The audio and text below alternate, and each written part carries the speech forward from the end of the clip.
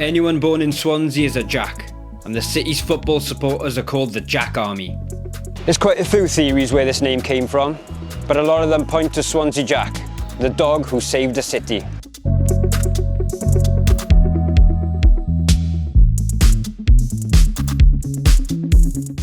Jack was born in 1930, and his first owner was a fella called Talford Davis. Jack got into a bit of trouble here in Park Llywelyn for being a bit over playful with the ducks. But I can't see any ducks here today.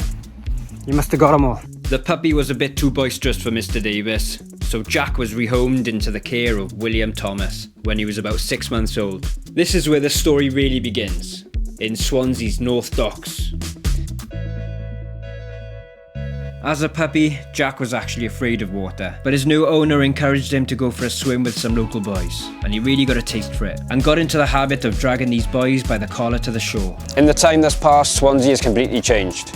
North Dock is now a supermarket car park and a shopping centre, but a couple of the original features still remain.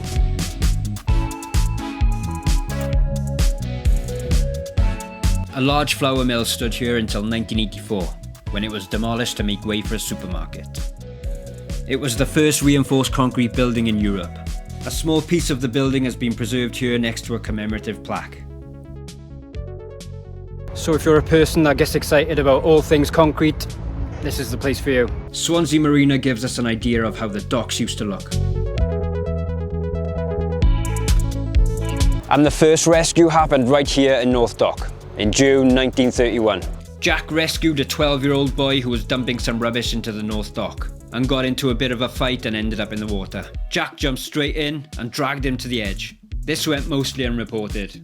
The second rescue was one that began to establish Jack as the hero dog. Shortly after the first rescue, a swimmer got in trouble at Swansea West Pier. Jack jumped in, straight to the rescue. This time there were lots of people to witness Jack's life-saving in action, and his name appeared in the local paper. By August 1934, Jack had rescued 14 people.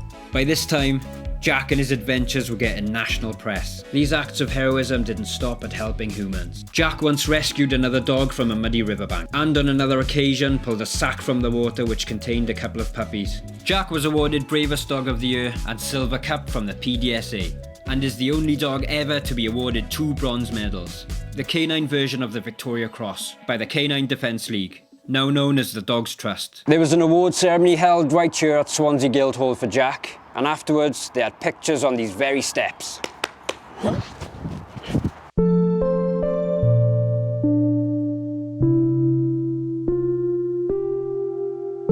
Aged only 7 years old, Jack swallowed poison and suffered a long and painful death.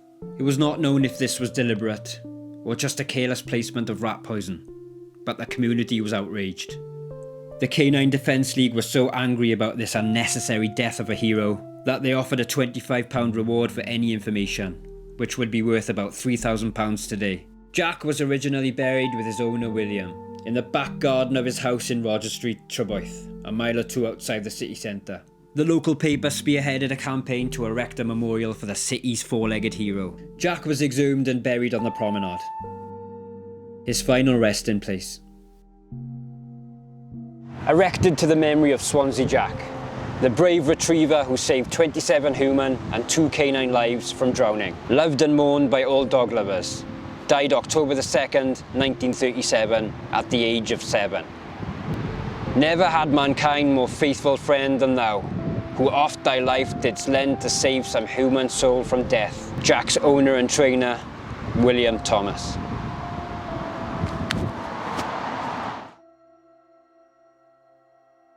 In the year 2000, Jack was named Dog of the Century by Newfound Friends of Bristol, who train domestic dogs in aquatic rescue techniques.